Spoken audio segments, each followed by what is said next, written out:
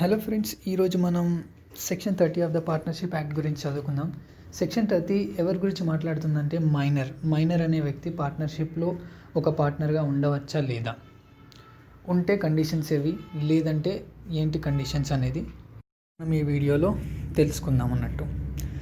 Section 30లో 9 sub classes ఉన్నాయి. First class గురించి ఇప్పుడు మనం చూద్దాం. ఫస్ట్ క్లాస్ ఏమంటుందంటే, a person who is a minor according to the law to which he is subject may not be a partner in the firm, but with the consent of all the partners for the time being he may be admitted to the benefits of the partnership. ఎవరైనా minor లా ప్రకారంగా, అంటే లా అంటే ఏ లా, Indian majority act ప్రకారంగా అతను major కాలేదు అంటే not above 18 years అనుకుంటే ఆయన మైనర్. ఆ మైనర్ అనే వ్యక్తి may not be a partner in a firm, అంటే ఒక ఫర్మ్లో పార్ట్నర్గా ఉండలేడు. కానీ with the consent of all the partners, అంటే ఆ ఫర్మ్లో ముగ్గురు పార్ట్నర్స్ ఉంటాయి. ఆ ముగ్గురు పార్ట్నర్స్ యొక్క కన్సెంట్ ద్వారా తను ఫర్ ద టైమ్ బీయింగ్, అంటే మేజర్ అయ్యేంత వరకు పార్ట్నర్గా అడ్మిట్ చేయవచ్చు. బట్ తను ఓన్లీ బెనిఫిట్స్ ఆఫ్ ద పార్ట్నర్షిప్ని పొందుతాడు. పర్సనల్గా తను లయబుల్ కాదు, ఎందుకంటే ఆయన మైనర్. ఇండియన్ కాంట్రాక్ట్ యాక్ట్లో మీరు చదివినట్లయితే contract with minor is void, అవునా కదా? సో మైనర్ ఎప్పుడు కానీ కాంట్రాక్ట్లో పర్సనల్గా లయబుల్ కాదు. తను వన్స్ మెజారిటీ అటెన్ అయినాక ఏం జరుగుతుందని మనం ఫర్దర్ ప్రొవిజన్స్లో చదువుకుందాం. సెకండ్ ప్రొవిజన్ ఏం చెప్తుందంటే, సచ్ మైనర్, అలాంటి మైనర్, ఏ మైనర్ అయినా కూడా, has a right to such share of property and of profits of the firm as may be agreed upon. అంటే ఆ మైనర్కి ప్రాపర్టీ పైన, ఆ షేర్స్ పైన, ప్రాఫిట్స్ పైన తన యొక్క వాటా ఉంటుంది అన్నట్టు. వీళ్ళు దేని గురించి అంటే ముందుగా ఎలాంటి అగ్రిమెంట్ అయితే వాళ్ళు తీసుకుంటారో ఆ అగ్రిమెంట్ ప్రకారం తనకు ఆ షేర్స్ పైన, ప్రాఫిట్స్ పైన, ప్రాపర్టీస్ పైన తన యొక్క వాటా ఉంటుంది. And he may have access to and inspect and copy any of the accounts of the firm. ఆ మైనర్ ఏ కాపీనైనా, ఏ అకౌంట్నైనా ఇన్స్పెక్ట్ చేయవచ్చు, ప్లస్ కాపీ కూడా చేయవచ్చు అన్నట్టు. Inspect and copy any of the accounts of the firm, అంటే తనకు అన్ని రైట్స్ ఉన్నవి అని చెప్పింది. ఫస్ట్ ప్రొవిజన్ ఏం చెప్పిన, బెనిఫిట్స్ అంటే ఏంటివి? ప్రాఫిట్లో వాటా పొందవచ్చు, ఓకేనా? ప్రాపర్టీ ఉంటే అందులో వాటా పొందవచ్చు, కానీ తను పర్సనల్గా లయబుల్ కాదు. నేను అది ఫర్దర్ చూద్దామని చెప్పాను. ఓకే, సెకండ్ ప్రొవిజన్ ఇంతే ఫ్రెండ్స్. ఫస్ట్ ప్రొవిజన్ మీకు అర్థమయ్యే ఉంటుంది. ఇప్పుడు థర్డ్ ప్రొవిజన్కి వస్తే, such minor share is liable for the acts of the firm but the minor is not personally liable for any such act. అంటే ఒకవేళ మనం ఎవరికైనా లాస్ జరిగింది మన ఫర్మ్ వల్ల, ఓకే, అప్పుడు మైనర్ని మీరు జైల్లో వేయడానికి వీలు లేదు. ఎందుకంటే మైనర్ పర్సనల్లీ లయబుల్ కాదని ఎక్స్ప్లిసిట్గా మెన్షన్ చేసింది. అంటే డైరెక్ట్గా ఈ ప్రొవిజన్ 3లో మెన్షన్ చేసింది, సబ్ క్లాస్ 3లో మెన్షన్ చేసింది అన్నట్టు. ఓకేనా? మైనర్ షేర్ ఈజ్ లయబుల్, ఒకవేళ తన వాటా 50% అనుకో, ఆ 50% నుంచి నష్టపరిహారాన్ని చెల్లించాలే తప్ప తనని జైలుకి పంపించే అవకాశమే లేదు, ఎందుకంటే హీజ్ ఏ మైనర్. ఓకే, ఇది థర్డ్ క్లాస్ ఫ్రెండ్స్. అండ్ ఇప్పుడు మనం ఫోర్త్ క్లాస్ చూద్దాం. Such minor may not sue the partners for an account or payment of his share of the property or profits of the firm. అంటే ఆ minor partners పైన case file చేయలేడు. దేని గురించి? Property కానీ, ప్రాఫిట్స్ గురించి కానీ తను కేస్ ఫైల్ చేయలేడు. ఎప్పుడు? Save when severing his connection with the firm, అంటే తను ఎన్ని రోజులైతే ఆ ఫర్మ్లో పార్ట్నర్గా ఉంటాడో అన్ని డేస్ తను ఫైల్ చేయలేడు. ఒకవేళ ఆ ఫర్మ్లో పార్ట్నర్గా ఉండడం ఆగిపోతే అప్పుడైనా ఫైల్ చేయవచ్చు. దేనిపైన? ప్రాఫిట్స్ పైన, ప్రాపర్టీ పైన నాకు వాటా కావాలి అని చెప్పేసి, ఓకేనా? And in such case the amount of his share shall be determined by a valuation made as far as possible in accordance with the rules in section 48. ఏమంటుందంటే, ఒకవేళ మైనర్ పార్ట్నర్గా లేకపోతే, ఆ రోజు పార్ట్నర్గా ఉండడం తను సీజ్ అయితే, ఆ నెక్స్ట్ డే తనకి తన వాటాని ఎలా ఇవ్వాలంటే సెక్షన్ 48 ద్వారా ఇవ్వాలి. సెక్షన్ 48లో ఏముంది? మోడ్ ఆఫ్ డిసల్యూషన్, అంటే నువ్వు నీ కంపెనీ డిజాల్వ్ అయినాక, ఫర్మ్ డిజాల్వ్ అయినాక మీరు మోడ్ ఆఫ్ సెటిల్మెంట్స్ ఎలా చేస్తారో దాని ప్రకారంగానే మీరు ఆ మైనర్కి కూడా షేర్ మీరు డివైడ్ చేసి ఇవ్వాలి, ప్రాఫిట్స్లో ప్రాపర్టీలో కూడా. సబ్సెక్షన్ 4 తర్వాత మనకు ఒక ఎక్సెప్షన్ లాంటిది ఇచ్చారన్నట్టు. అదేంటంటే సబ్సెక్షన్ 4లో ఇదే ఉంది కదా, సెక్షన్ 48 ద్వారా తన షేర్ని తనకు డివైడ్ చేసి ఇవ్వాలి, ఎందుకంటే అది మోడ్ ఆఫ్ సెటిల్మెంట్స్ ఆఫ్టర్ డెసల్యూషన్ అని ఉంది కాబట్టి.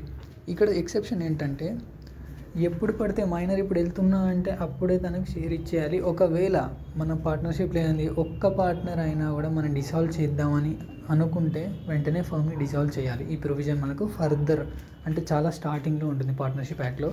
In the same way minor company నుంచి వెళ్ళగానే పార్ట్నర్షిప్ డిసాల్వ్ కావాలి అని మనం అగ్రిమెంట్ రాసుకొని ఉంటే ఆ డిసాల్వ్ అయ్యే టైంకి మనం మోడ్ ఆఫ్ పేమెంట్స్ ఎలా చేయాలి, యాజ్ ఫర్ యాజ్ సెక్షన్ 48 ద్వారా పే చేయాలి. కోర్టు దగ్గరికి వెళ్ళినా కూడా కోర్టు కూడా అదే విధంగా సెటిల్ చేస్తుంది అన్నట్టు.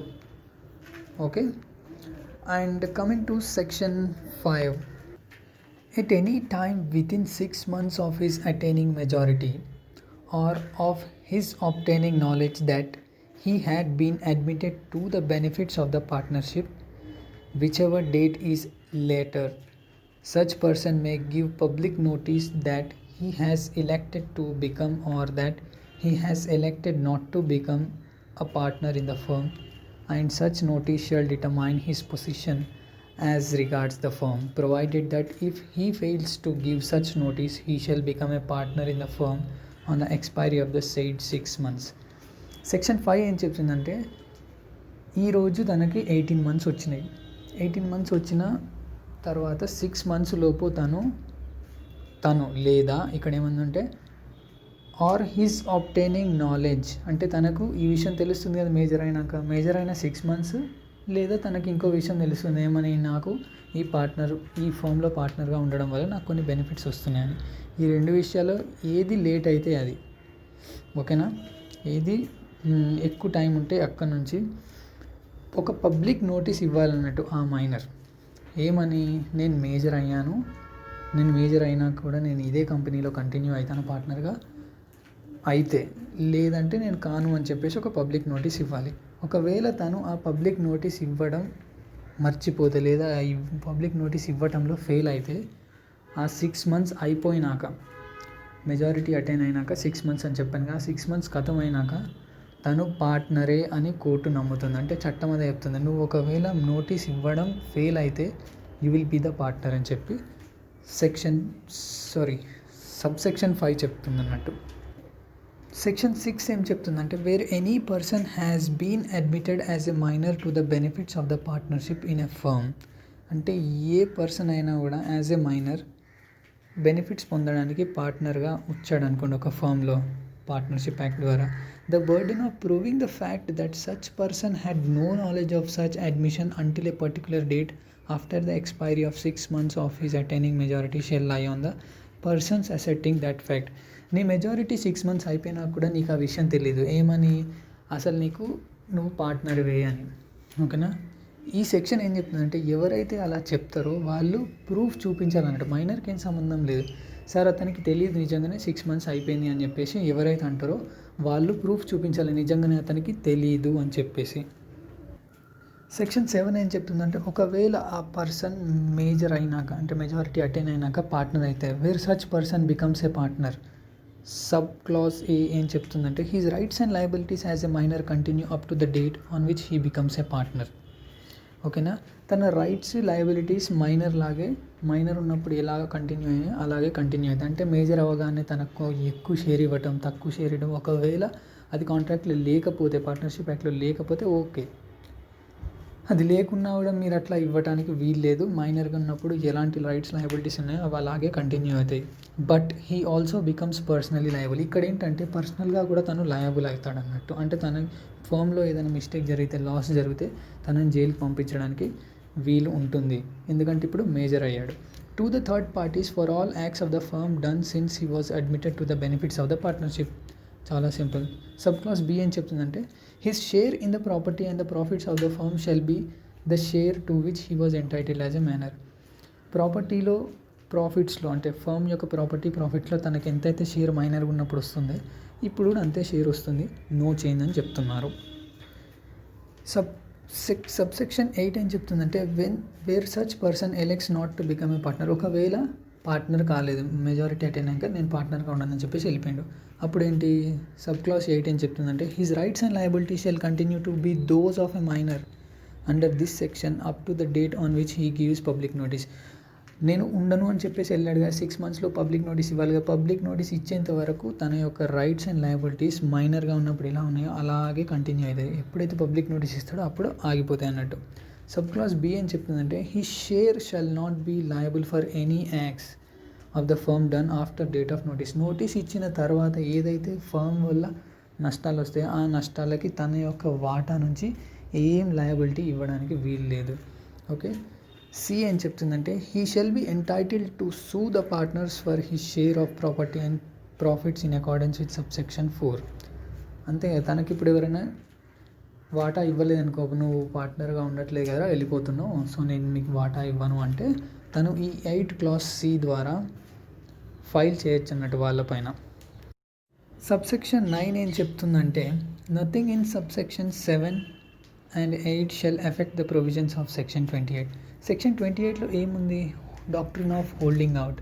అంటే ఎవరైనా తెలియని వ్యక్తి వచ్చి నేను ఈ ఫర్మ్లో పార్ట్నర్ని అని చెప్తే వాడు లయబుల్ అవుతాడు అన్నట్టు. ఎందుకంటే వాడిని నమ్మి చాలామంది ఆ ఫామ్లో ఇన్వెస్ట్ చేయడం కానీ అక్కడి నుంచి ప్రోడక్ట్స్ తీసుకోవడం చేస్తారు కాబట్టి, సో వాడు అలా ఎవరైనా హోల్డింగ్ అవుట్ నేను ఇదే అని దొంగ సర్టిఫికేట్లు చూసి నేను ఇదే ఫర్మ్కి పార్ట్నర్ అని చెప్పేసి చూపించుకుంటే వాళ్ళు they cannot escape from liability అని సెక్షన్ 28 చెప్తుంది అన్నట్టు. ఈ సబ్సెక్షన్ 7 అండ్ సబ్సెక్షన్ 8 అనేది దీన్ని ఎఫెక్ట్ చెయ్యవు. ఓకేనా. అంటే ఇప్పుడు నువ్వు పార్ట్నర్ అయినా కాకుండా ఎవరైనా బయటి వ్యక్తి వచ్చి నేను ఇలా అంతకుముందు పార్ట్నర్ని ఇప్పుడు కూడా నేను పార్ట్నర్ని అని చెప్పి ఫ్రాడ్ చేద్దామని చూస్తే వాళ్ళు లయబుల్ అన్నట్టు. సో సబ్సెక్షన్ 28కి దీనికి ఏం సంబంధం లేదని రాశారన్నట్టు. అంతే ఫ్రెండ్స్ సెక్షన్ 30 గురించి.